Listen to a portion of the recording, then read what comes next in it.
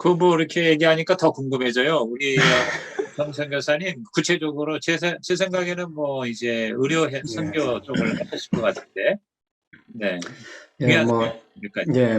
일적으로 말씀드리면, 초보 선교사이기 때문에 가서 할 일도 많을 수 있고요. 아니면 없을 수도 있습니다. 그냥 그렇겠네요. 선교사로 첫 발을 내디딘 사람이 가서 보이는 것도 없을 거고, 할 수 있는 일이 얼마나 있겠습니까? 근데 솔직히 저희가 기간이 한 3년 정도 되는데, 그 첫 해는 저희가 그냥 기분 좋게 그냥 여행 삼아 간다 이런 기분으로 선교사를 떠났습니다. 왜냐하면 제일 첫 번째 목표가 1년 여행 즐겁게 지내다 오자 이런 목표였거든요. 예, 아, 그렇죠. 목표였기 예, 그런 기분으로 떠났습니다. 그리고 네. 나서 1년을 마치고 나서 이건 뭔가 아니다. 다시 호주 저희 파송시킨 교회 시내 수련교회에 와서 다시 사역자분들과 상의를 하고 그리고 목자 목녀분들과 상의를 하면서 저희가 좀 더 장기로 있어야겠습니다 하면서 이제 장기 선교사로 바뀌게 됐거든요. 근데 음, 저는 한국에서도 직장 생활하고 지내다가 38살에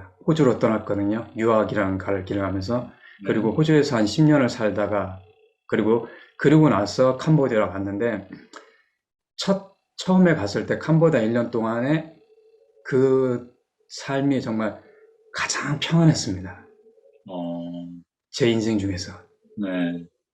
정말 그 평안이, 이거는 사람이 경제적으로나 혹은 이 풍족함 이런 거는 전혀 아니거든요. 캄보디아의 삶이 전혀 아니고 선교 삶이 전혀 아니기 때문에 그게 아닌 상황에서 이렇게 마음이 평안함이 왜일까 그런 걸 생각하면서 제가 다시 장기 선교사로 바뀌게 됐습니다. 근데 가서 하게 된 일은 저희가 말씀드렸듯이 저는 이제 라이프 대학이라는 곳을 가게 됐습니다. 그래서 저희가 사입받은 곳이 대학이기 때문에 그곳에 간호대학이 있어갖고 저하고 강성 교사가 3년 동안에 간호대 학생들 강의를 했고요.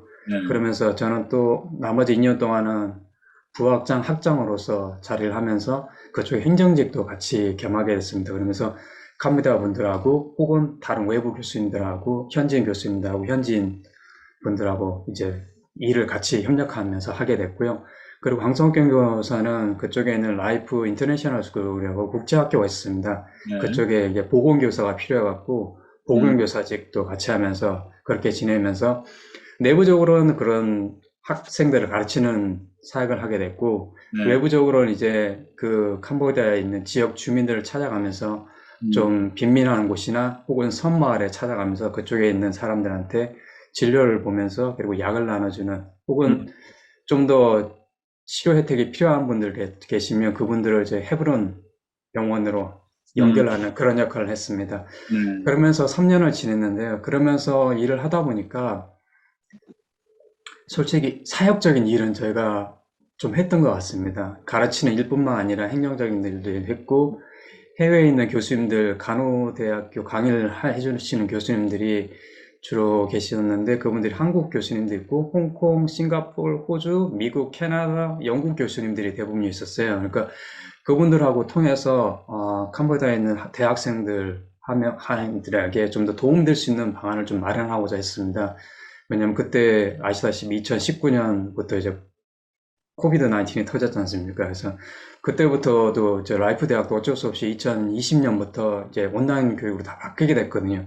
네. 그러다 보니까 캄보디아에 있는 대학생들 같은 경우가 그 랩탑이 없는 경우가 대부분이었습니다. 아, 그러니까 음, 온라인 수업을 해야 되는데 랩탑이 없다 보니까 학생들이 기껏 있는 게 스마트폰이 있으니까 이걸로 수업을 듣고 서류 처리를 하고 숙제를 하는 데가 너무 일을 할 수가 없는 거죠. 그러다 보니까 교수님들하고 얘기하고 학생들한테 랩탑을 제공하는 그런 펀드레이징도 한번 했고요. 음, 그리고 코비드 19 터지니까 학생들이 이제 등록금을 낼 수 있는 여건이 안 되고 학부모들도 그만큼 돈을 낼 수 있는 여건이 안 되다 보니까 학비를 못 내다 보니까 그거 관련된 것도 이제 펀드레이징도 교수님들하고 해갖고 했는데 그런 외부적인 사업뿐만 아니라 코이카 관련된 프로젝트를 해갖고 그 학교에 도움이 될 수 있는 다른 교육 프로그램도 만들고 그렇게 하고 여러 가지 또 노력을 했습니다. 근데 이런 사역들에만 죄송합니다. 사역들에만 집중하다 보니까 저희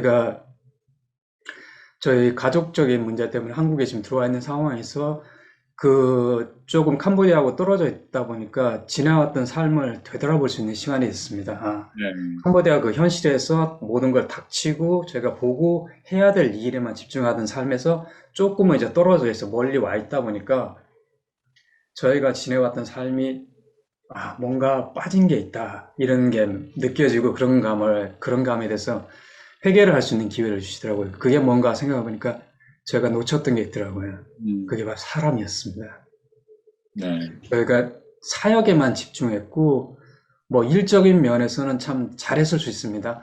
뭐 초보 선교사라서 뭐 일적으로도 잘했고 좀 많은 일을 했을 수가 있는데 저희가 역시 사람이 빠진 걸 놓치게 사람을 놓쳤다는 걸 확실히 알게 되다 보니까 뭔가 저희에 대한 회개와 그 반성의 시간을 많이 주셨고 거기에 대한 걸 깨닫게 되다 보니까 저희가 다음 사역을 할 수 있게끔 다시 여건을 마련해 주시더라고요. 그래서 2차적인 선교 그리고 사람을 살릴 수 있는 선교에 대한 비전을 주셨고 그것도 우연찮지만 역시 그분의 계획에 의해서 만들어진 거겠지만 그 의료 선교를 하시는 분하고 만나게 됐습니다. 그래서 그분의 비전을 듣고 저희가 3년 동안에 놓친 게 있는데 그 선교사님의 말씀 그리고 비전을 딱 들으니까 저희가 놓친 걸 완벽하게 보강할 수 있는 그런 비전이구나 해갖고 그 길을 가려고 합니다. 그래서 그곳이 지금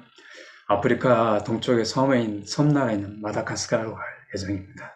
마다가스카르 유명한 네. 데인데, 그러니까 그러니까 사역에만 집중했지, 사람에 대해서는 좀 더, 깊은 관심을 못 가졌다. 그러니까 일종의 영혼 구원에 관한 그런 예. 얘기인가요? 예. 예, 맞습니다. 네, 그렇구나. 우리 강현옥 선교사님, 캄보디아 지금 이제 남편 선교사님께서 이제 설명을 잘해서 그림이 대강 잡히고 주로 이제 의료 간호대학 또 국제학교 그다음에 또 의료 진료라든가 그리고 또 여러 가지 경제적인 문제도 이제 서포트하고 펀드레이징하는 이런 참 아주 너무 진짜 필요한 일을 하셨는데 그런 어떤 삶의 필요와 함께 영혼 구원의 필요성에 대해서 이제 아마 제가 볼 땐 다음 선교제에서는 이제 그러한 어떤 초점이 좀 바뀔 것 같은데 우리 마다가스카르 쪽으로 이렇게 가게 되면 앞으로의 그 계획, 물론 이제 우리 계획이라는 게 하나님의 그 또 다른 뜻에 의해서 얼마든지 바뀔 수 있지만 약간 그림을 좀 소개해 주실래요? 마다가스카르에 어떻게 이제 선교하실 건지, 무슨 선교를 하실 건지. 저희가 3년 동안 사역을 마치고 사람을 살리라고 보내놨더니 저희는 사람을 들볶다 온 거예요. 그 이유는 사람을 왔어요. 네. 저희는 일을 잘해요, 목사님.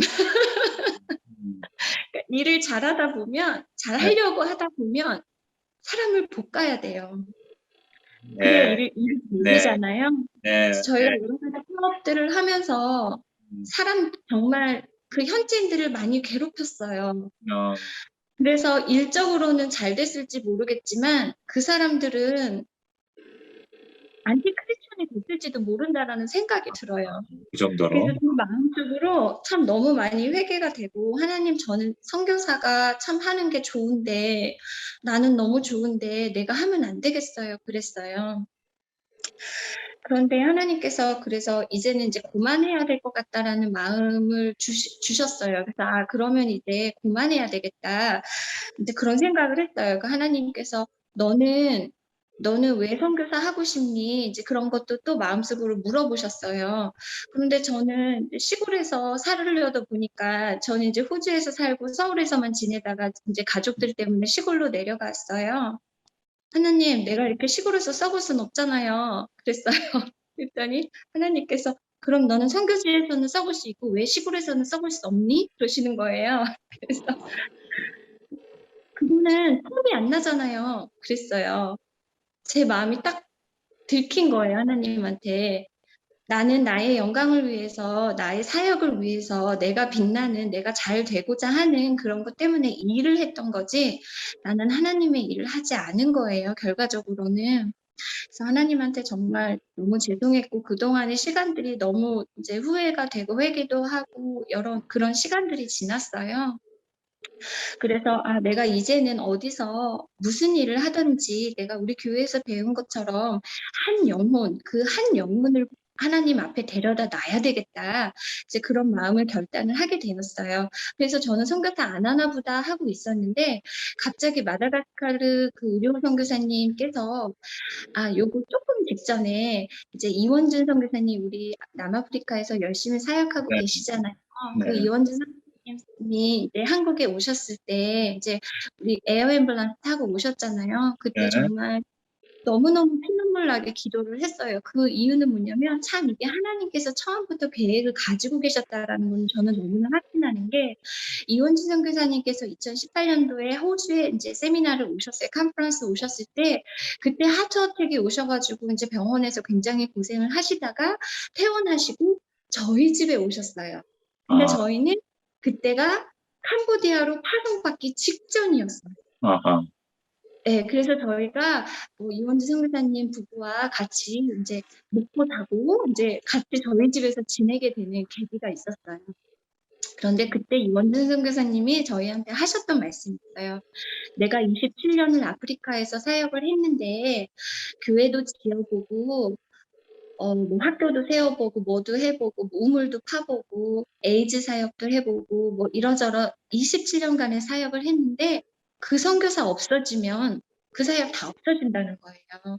아하, 그래서 그 사역이 중요하지 않다는 뜻이 아니에요. 그 안에서 사람이 영혼이 서지 않으면 그 사역들은 그 선교사가 떠나면 건물만 남는 그렇죠. 격이 되는 거예요. 그래서 저는 그 당시에는 그게 무슨 말인지 잘 이해하지 못했던 것 같아요. 근데 제가 캄보디아 3년을 지내고 나니까 그 사역이 그 말씀이 무슨 말씀인지 알게 됐어요. 그래서 저는 캄보디아 생활을 마치고 이제 한국으로 들어갔는데 이원주 선교사님 과 사실 그동안 어떤 관계가 있었거나 어떤 연락이 있지는 못했어요. 저도 캄보디아에서 이제 바쁘게 지냈기 때문에.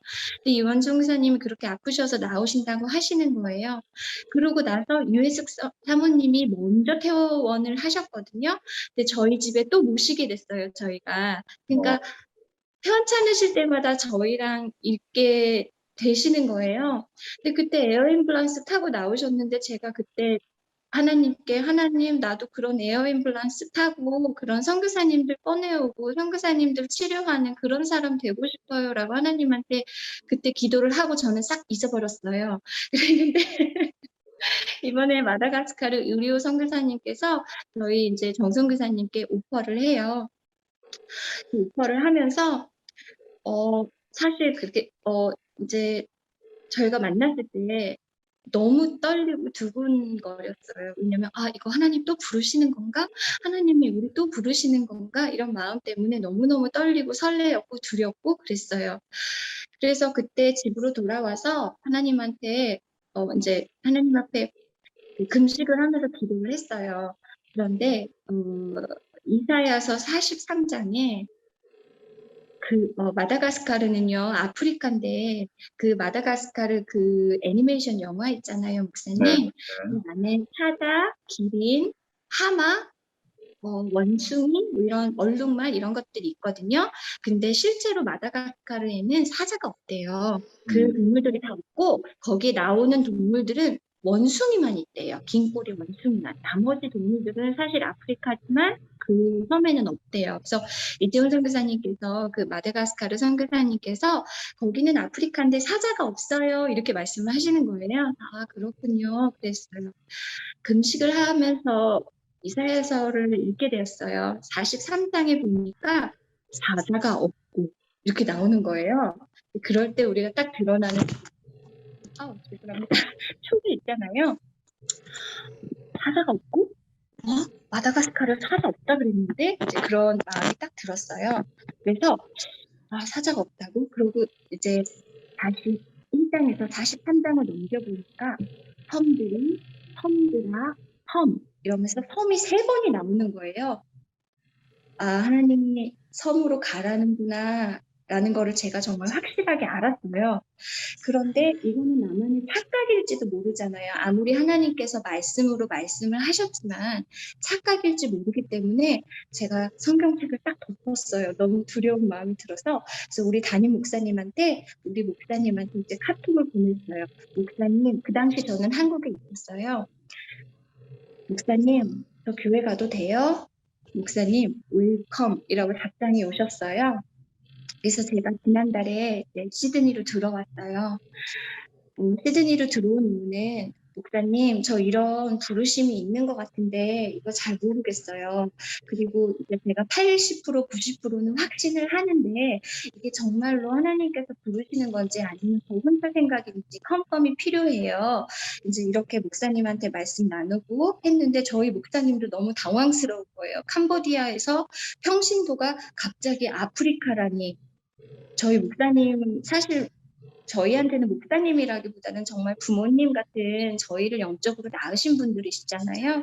그래서 이제 우리 목자 목녀한테도 이제 같이 상의를 하고 기도를 했어요. 교회에 알리고 이만저만 해서. 그래서 이제 고만해도 된다라고 하시는 분들도 계셨고 또 아 그러냐 하면서 이제 같이 기도를 했어요. 그랬는데 세상에 목사님한테 저희가 고백을 했어요. 목사님, 저희가 사람을 세우라고 파송을 해주셨지만 저는 사람을 못 세웠고요.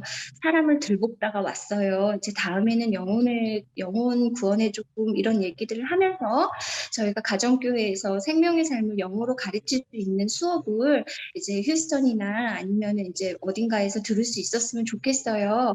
라고 이제 이런 얘기를 하고 목사님하고 식사를 마치고 집으로 돌아옵니다. 그랬는데 그 아프리카 선교사님께서 카톡이 오셨어요. 우리 가정교회 하고 싶어요. 아하. 온몸에 전율이 흘렀어요. 그래서 제가 이제 컨펌을 한 거죠. 가정교회.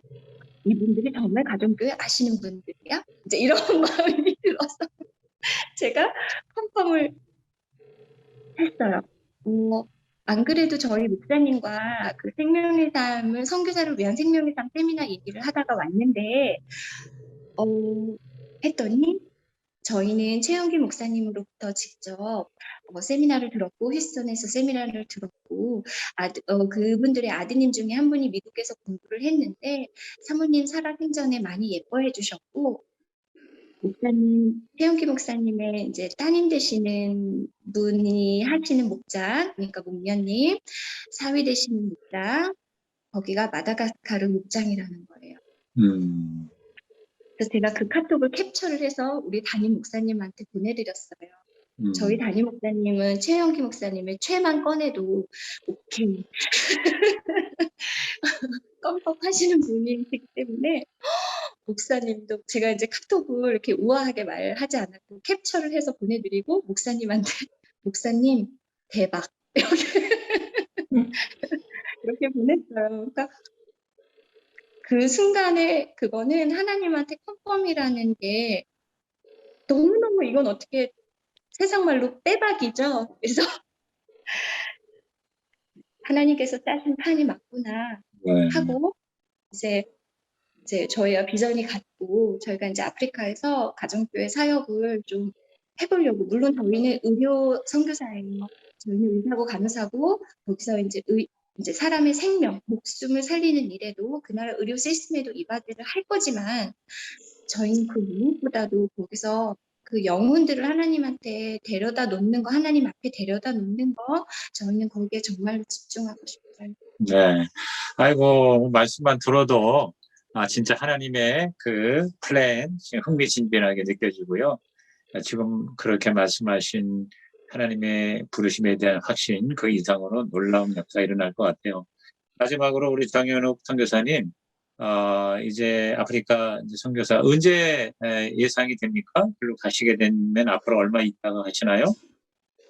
지금 예상으로는 올해 중반에서 말쯤 되지 않을까 그런 예상하고 있습니다. 지금 저희가 가기 위해서 이제 비자 신청을 하게 될 예정이고요. 그러니까 저희가 호주 시드니를 수정교회를 방문한 목적이 확실하게 컨펌을 받기 위한 것이었거든요. 저희들 생각뿐만 아니라 저희가 가고자 하는 욕구나 욕망 그거 이외에 정말 이게 하나님의 주시는 사인인가. 왜냐면 그분들도 저희가 가정교회 성도인지 전혀 몰랐고, 모르는 상태에서. 저희도, 예, 그날 그 문자를 보내기 전까지 네. 그분들도 가정교회를 알고 있는지조차도 저희가 몰란 상황이기 때문에 서로 모르는 상황이었는 상태에서 그분이 먼저 가정교회 말을 꺼냈고, 저희가 지난 동안에 잘못된 것에 대한 회개를 하면서 가정교회, 그리고 사람을 살릴 수 있는 그 길을 가고 싶다고 말씀드리고 나서 바로 그날 저녁에 받은 그 서로 일치하는 그 컨펌이었기 때문에 그것을 받으면서 제가 확실했기 때문에요. 그래서 지금 이제 강성교사가 한국으로 들어오면 마지막 이제 비자 서류 절차가 진행될 것 같고요. 그리고 비자가 아마 최소한 3개월에서 한 4개월 정도 걸리지 않을까 싶고, 그리고 이제 나머지 저희가 한국에서 해야 될, 그리고 선교사로서 받아야 될 교육들 그거 네. 마치면 아마 올해 중반 이후가 되지 않을까 싶습니다. 네. 이제 나중에 한국에 오시면 한 번 더 직접 만나서, 그리고 또, 아프리카, 마다가스카르에 가시면 그곳에 계실 때 한 번 더, 이렇게 인터뷰할 수 있는 기회가 있으면 그때 좀 더 자세히 하도록 하고요. 마지막으로, 수정교회에서의, 특히 이제 목장 그런 삶을 살면서 이렇게 선교사까지 또 캄보디아 참 어려운 데 가서 적지 않은 기간 동안 두 분이 이렇게 꿈으로 선교사 사역을 감당하시고, 그리고 사역이 아닌 정말 이제는 사람을 집중하는 그런 선교 사역으로 또 그렇게 또 전환까지 하시는 이런 과정을 통해서 가장 큰 은혜는 뭐라고 생각하십니까? 가장 큰 은혜는 무엇이라고 생각하십니까? 저는 하나님께서 저희 정말 너무너무 평범한 사람들이거든요. 네. 그런데 저희 평범한 사람들을 지명하여 불러내서 이렇게 특별하게 만들어주신 거는 정말 그게 하나님 은혜라고 저는 생각하고, 저희가 선교사님 불릴 때마다 저희는 몸둘 바를 모르겠어요. 왜냐면 저희 합당하지 않거든요. 왜냐면 목자 목녀분들은 사실은 더 신실하게 더 많은 영혼들을 더 많은 일들을 하나님 앞에 하는데 잘 드러나지도 않거니와 누가 이렇게 목자님, 목녀님 이렇게 안 하는데, 저희는 단지 그냥 다른 지역, 그러니까 다른 컬처에서 다른 문화권에서 산다라는 이유로 저희는 높임을 받는 거고, 환경이 조금 다른 데서 산다는 그거거든요. 근데 저는 목자 목녀님들의 삶들을 다는 모르지만 많이 옆에서 봐왔거든요. 그래서 근데 그게 또 되게 영광되는 일인 것 같아요. 그래서 하나님께서 사용해 주시는 그 기쁨, 그 영광, 그리고 하나님하고 같이 하나님께서 나의 인생에 대한 플랜이 있다라는 거를 제가 확인하는 순간에는 너무너무 그 행복감, 만족감이 있습니다. 아이고, 하여튼 뭐 우리 강현옥 선교사님은 그냥 평탄유수예요. 내가 가만히 보니까. 그래요. 하여튼 하나님께 쓰임 받을 수 있다는 것, 또 특별히 쓰임 받을 수 있다는 것. 그러나 그 특별함이라는 게 사실은 목자 목녀의 그 헌신과 그 사역에 비하면 내용적으로는 사실 내놓을 게 없다 하는 또 그런 네. 것들을 하셨는데, 아무쪼록 두 분 잘 준비하셔서 우리 아프리카 마다가스카르 쪽에 새로운 역사를 또 하나님과 함께 멋지게 이루는 그런 미래가 되도록 축복하고요. 오늘 사실 이제 한 분은 호주, 한 분은 무주, 우리 한국, 저는 분당에서 이렇게 이제 셋이 떨어져서 이렇게 온라인으로 하다 보니까 조금 좀 녹음이나 녹화 상태가 안 좋긴 하지만, 그러나 우리의 만남과 오늘 나름의 그런 어떤 이 영상을 시청하시는 분에게 어떤 하나님의 감동과 또 하나님의 어떤 도전적인 음성이 들려지리라고 확신합니다. 하여튼 두 분 더 건강하시고, 그리고 더 아름답고 멋진 선교사 미래가 되시기를 주의 이름으로 축복합니다. 네, 감사합니다. 감사합니다. 감사합니다.